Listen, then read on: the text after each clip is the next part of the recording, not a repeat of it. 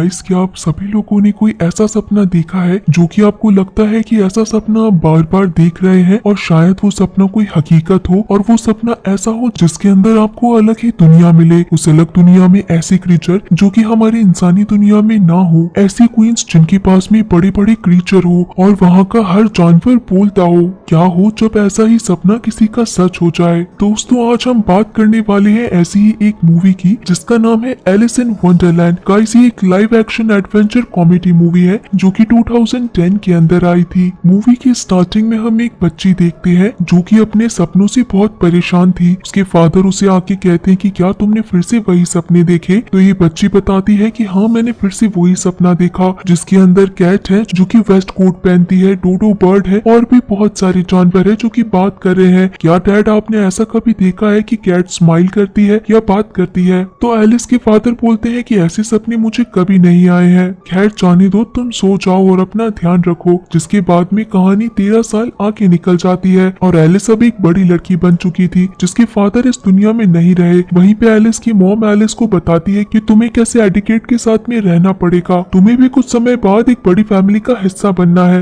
लेकिन एलिस को ये सारी चीजें बिल्कुल पसंद नहीं आती है। यहाँ पे एलिस और उसकी मॉम एक बड़ी रॉयल पार्टी में पहुंचते हैं जहाँ पे सभी लोग इनका वेट कर रहे थे। हम देखते हैं कि ये पार्टी एक लैड एस्कॉट नाम के आदमी की थी जो कि एलिस के फादर के दोस्त भी थे। यहाँ लैड एस्कॉट के बेटे का नाम हैमिश था जो कि एलिस से शादी करने के लिए आज उसे प्रपोज करने वाला था। यहाँ कुछ लड़कियां आके एलिस को बता भी देती है कि तुम्हें आज हैमिश प्रपोज करने वाला है। और आखिर एक टाइम ऐसा आता है जब हैमिश वेडिंग के लिए एलिस से पूछता है कि क्या तुम मेरी वाइफ बनोगी। तो एलिस कहती है कि मुझे 1 मिनट का टाइम दो, क्योंकि काफी देर से एलिस को एक रैबिट दिखाई दे रहा था। एलिस उसी रैबिट के पीछे भागते हुए काफी दूर तक पहुंच जाती है और एक समय के बाद में वो एक खड्डे में गिर जाती है जो कि बहुत लंबा था। वो काफी सामानों से टकराती है और फाइनली एक जगह पे जाके रुक जाती है। लेकिन वहाँ पे हर दरवाजा बंद था। वो दरवाजों को खोलने की कोशिश करती है लेकिन वो नहीं खुलते हैं। तब वहाँ पे उसे एक चाबी मिलती है, लेकिन वो दरवाजा इतना छोटा था कि एलिस उसमें से बाहर नहीं निकल पाती है। वहाँ टेबल पे उसे एक बॉटल मिलता है जिसपे लिखा था ड्रिंक मी।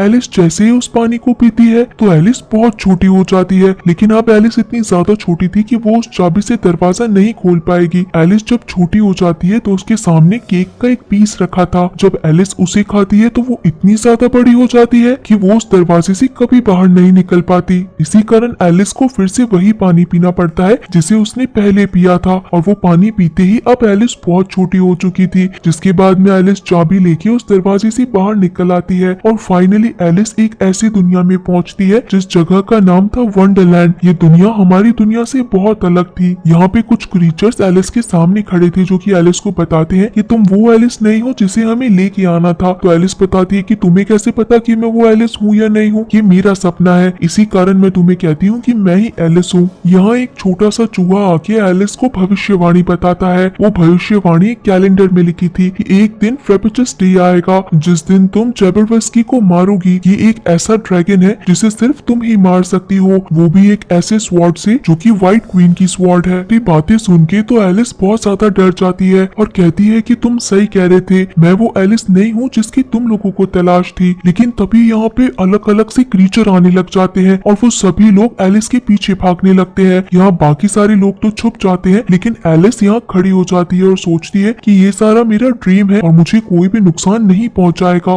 लेकिन तभी यहाँ पे वो छोटा सा माउस आके उस बड़े से क्रीचर पे बैठ के उसकी आंख निकाल देता है। तभी एलिस को भागने का टाइम मिल जाता है और एलिस भागती भागती बहुत दूर निकल आती है। लेकिन जो लोग यहाँ पे अटैक करने के लिए पहुंचे थे वो यहाँ से सारे के सारे क्रीचर्स को बंदी बना के अपने साथ ले जाते हैं। जिसके बाद में सीन शिफ्ट होता है एक बड़े से रेड कैसल के अंदर जहाँ पे रहती थी रेड क्वीन और उसका सर इतना ज्यादा बड़ा था जो कि एक विच की जैसे दिखाई दे रहा था। वो अपने काम करने वाले सभी लोगों को बहुत परेशान करती थी और उन्हें बुरी सी बुरी सजा भी दिया करती थी। यहाँ पे एक आदमी आता है जिसका नाम स्टेन था। वो रेड क्वीन का असिस्टेंट भी था और इसी के साथ उसका हस्बैंड भी था। वो आके बताता है कि एलिस वंडरलैंड में पहुंच चुकी है। इसी कारण रेड क्वीन वहाँ पे अपने डॉग को बोलती है कि जाके उसे ढूंढ के लेके आओ। यहाँ एलिस अकेली जंगलों में घूम रही थी जहाँ पे उसके सामने वही कैट आ जाती है जिसका ड्रीम वो बचपन से देखती हुई आई थी। ये कैट एक मैजिकल कैट थी जो कि बार बार में डिसअपियर भी हो रही थी और साथ ही साथ में स्माइल भी कर रही थी। ये कैट एलिस को अपने पीछे पीछे आने के लिए कहती है और इसके बाद में एलिस वहाँ पहुंच जाती है जहाँ उसे जाना चाहिए था। यहाँ पे उसे मिलता है हैटर और इसी के साथ कुछ और क्रीचर भी मिलते हैं। हैटर एलिस से मिलकर बहुत खुश हो जाता है और वो बताता है कि मैं एलिस को कहीं से भी पहचान सकता हूँ, ये हमारी ही एलिस है। लेकिन एलिस हैटर को मना करती है कि मैं एलिस नहीं हूँ, बल्कि तुम लोग जिसे ढूंढ रहे हो वो कोई और है। तभी यहाँ पे हैटर के सामने वो सारे लोग आ जाते हैं जो कि रेड क्वीन के थे और पूछने लगते हैं कि क्या हैटर तुमने एलिस नाम की लड़की को यहाँ देखा है। तो हैटर एलिस को छुपा देता है और कहता है कि मैं किसी एलिस को नहीं जानता हूँ। उन लोगों के जाने के बाद में वो एलिस को अपनी कैब के ऊपर बिठा के काफी दूर ले जाता है और बोलता है कि हमें यहाँ पे नहीं रुकना चाहिए, नहीं तो ये लोग हमें ढूंढ लेंगे। तो एलिस पूछती है कि आखिर मुझे सारी बात बताओ कि आखिर रेड क्वीन कौन है और तुम सभी लोग उससे क्यों भाग रहे हो। तब हैटर एलिस को सारी बात बताता है कि वंडरलैंड एक बहुत ही अच्छी जगह हुआ करती थी जहाँ पे व्हाइट क्वीन सभी लोगों पे राज किया करती थी। सभी लोग बहुत खुश थे, लेकिन एक इंसान खुश नहीं था जो कि थी रेड क्वीन। वो व्हाइट क्वीन की बड़ी बहन है और वो फेब्रुचस डे के दिन पे अपने जबरदस्ती को साथ लेके आई थी। जबरदस्ती उसका पेट ड्रैगन है जिसने हमारे पूरे वंडरलैंड को डिस्ट्रॉय कर दिया था। उसने हर जगह आग लगा दी और कोई भी नहीं बचा। इसी के साथ रेड क्वीन व्हाइट क्वीन की अपनी स्वॉर्ड भी साथ ले गई। उस दिन से वंडरलैंड में कोई खुशियां नहीं आई। ये सारी बात बताने के बाद में हैटर एलिस को अपनी हेड पे बिठाता है और नदी की दूसरी तरफ फेंक देता है और कहता है कि तुम्हें जाना है व्हाइट क्वीन के पास में। दूसरी तरफ से एलिस देखती है कि हैटर को रेड क्वीन के लोग अरेस्ट करके ले जा चुके हैं। रात होने पे एलिस इसी हेड के नीचे सो जाती है। अगली सुबह देखती है कि वही डॉग उसे सूंघता हुआ पहुंच जाता है, जहाँ पे एलिस उस डॉग को डांटती है और कहती है कि तुम्हें ऐसा नहीं करना चाहिए था। तो ये डॉग यहाँ पे एलिस को बताता है कि मेरी पूरी फैमिली को रेड क्वीन ने अपने पास में रख रखा है, मुझे ये काम ना चाहते हुए भी करना पड़ा। एलिस कहती है कि मुझे हैटर को बचाना पड़ेगा, इसलिए तो मुझे रेड क्वीन के कैसल में लेके जाओ। तो ये डॉग यहाँ पे मना करता है कि वहाँ जाना खतरनाक होगा। तो एलिस कहती है कि तुम्हें ये करना ही पड़ेगा। जिसके बाद में एलिस इस डॉग पे बैठ के पहुंच जाती है रेड क्वीन के कैसल में, जहाँ पे वो देखती है कि रेड क्वीन यहाँ पे बर्ड्स और बाकी एनिमल्स के साथ में गेम खेल रही थी और उन्हें हार्म भी पहुंचा रही थी। यहाँ पे एक रैबिट एलिस के सामने आता है। तो एलिस कहती है मैं बाहर कैसे जाऊंगी, क्या तुम्हारे पास में वो केक का पीस है। एलिस वो केक का पीस खाने के बाद में नॉर्मल साइज से भी कुछ ज्यादा ही बड़ी हो जाती है और तभी रेड क्वीन की नजर पड़ जाती है एलिस पे और वो एलिस से पूछती है कि तुम कौन हो। तो एलिस बताती है कि मैं एम्ब्रिज से आई हूँ, मेरा सर इतना बड़ा है कि मुझे वहाँ कोई भी पसंद नहीं करता है और मैंने सुना है कि आप यहाँ पे उन सभी लोगों की मदद करती है जिनका शरीर अच्छा नहीं होता। तो रेड क्वीन कहती है कि ऐसे लोगों की मेरे घर में बहुत जगह है, तुम मेरे साथ रह सकती हो। जहाँ पे रेड क्वीन एलिस को ड्रेस भी देती है और अपने साथ बिठा लेती है एंटरटेनमेंट के लिए। जिसके बाद में रेड क्वीन अपने सामने हैटर को बुलाती है उसे पनिशमेंट देने के लिए। वो पूछती है कि बताओ एलिस कहाँ पे है। तो हैटर मना कर देता है कि मुझे इस बारे में कुछ नहीं पता, लेकिन वो अपनी बातों में रेड क्वीन को फंसा लेता है और बोलता है कि व्हाइट क्वीन के लिए मैंने बहुत अच्छी हैट्स बनाई है, मैं आपके लिए भी बहुत अच्छी हैट्स बना सकता हूँ जिसमें आप बहुत अच्छी लगेंगी। ये बातें सुन के रेड क्वीन हैटर को हैट बनाने के लिए हाँ कर देती है। वो डॉग पहुंचता है व्हाइट क्वीन को बताने के लिए कि एलिस हमारे बीच में पहुंच चुकी है। यहाँ हम देखते हैं कि एलिस को ढूंढने के लिए रेड क्वीन अभी भी बहुत कोशिशें कर रही थी। वहीं दूसरी तरफ एलिस पहुंचती है हैटर के पास में और कहती है कि तुम क्या कर रहे हो। तो हैटर बहुत फ्रस्ट्रेट होकर बोलता है कि मैं यहाँ पे रह के पागल हो जाऊंगा। तो एलिस बस उसे थोड़ा शांत करती है और कहती है कि हम लोग यहाँ से जल्द ही निकल जाएंगे, बस मुझे करना क्या है ये बताओ और कहाँ जाना है। जिसके बाद में वहाँ के क्रीचर एलिस को वही कैलेंडर दिखाते हैं और कहते हैं कि तुम्हें सबसे पहले स्वॉर्ड लेनी पड़ेगी और वो स्वॉर्ड कहाँ पर होगी ये बात हमें पता है। वहाँ से एलिस उसी जगह पे पहुँचती है जहाँ पे वो बड़ा सा क्रीचर था जिसने एलिस पे पहले भी अटैक किया था। उस क्रीचर को देख के एलिस सबसे पहले तो उसकी आंख उसे वापस लौटा देती है। इसी कारण वो क्रीचर वहाँ पे शांत हो जाता है और वो देखती है कि सामने बॉक्स के अंदर स्वॉर्ड रखी है, लेकिन एलिस इतनी ज्यादा थकी हुई थी कि वहीं सो जाती है। यहाँ दूसरी तरफ रेड क्वीन को हैटर्स की बनाई हुई एक भी हैट पसंद ही नहीं आती है। जिसके बाद हम देखते हैं कि सुबह होने पे एलिस की आंखें खुलती है, लेकिन ये क्रीचर एलिस को बिल्कुल भी हार्म नहीं पहुंचाता है बल्कि उसके ही वुंड्स को ठीक कर देता है। यहाँ पे एलिस उस क्रीचर के गले से चाबी लेके स्वॉर्ड अपने साथ ले जाती है, लेकिन तब तक रेड क्वीन को हर चीज पता चल चुकी थी। एलिस यहाँ पे सभी लोगों से फाइट करने के लिए आगे आती है और तभी वो बड़ा सा क्रीचर बाहर आके एलिस की मदद करता है और एलिस को अपने ऊपर बैठा के बाहर ले जाता है, जिस बात से रेड क्वीन अब बहुत ज्यादा गुस्से में आ चुकी थी। यहाँ पे आखिरकार एलिस बिल्कुल सेफली पहुंच जाती है व्हाइट क्वीन के पास में और उन्हें उनकी स्वॉर्ड वापस दे देती है। यहाँ पे एलिस को उसके नॉर्मल शेप में लाने के लिए व्हाइट क्वीन उसे वही मैजिकल वाटर देती है जिसे पी के एलिस अपने शेप में वापस आ चुकी थी। यहाँ रात होने पे एलिस से एब्सलम मिलते हैं जो कि एक कैटरपिलर किलर है और एलिस को बताते हैं कि जबरदस्ती से सिर्फ वो ही लड़ सकती है।